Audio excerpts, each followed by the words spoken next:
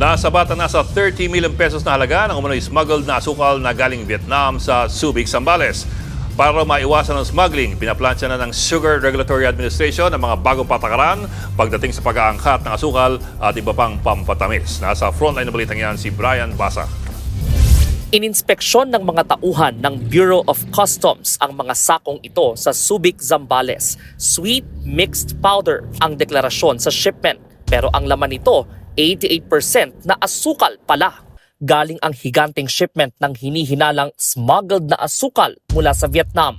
500 tonelada ang bigat nito, nakatumbas ng 10,000 bag at nagkakahalagang 30 million pesos.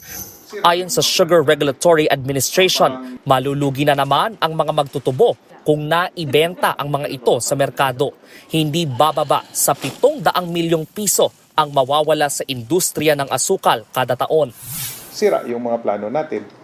Parang yung supply na iniisip natin, iba pala. Kasi may nagsusupply na ibang daanan yung dinaanan.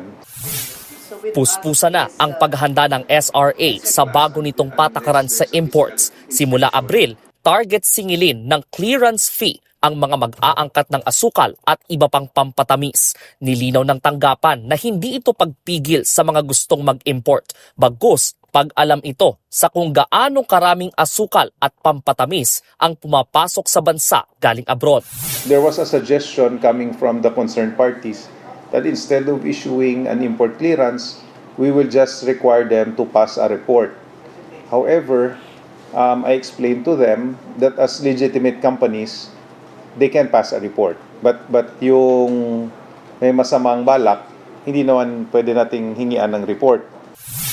Naunang inantala ang clearance fee para makonsulta ang iba't ibang sektor.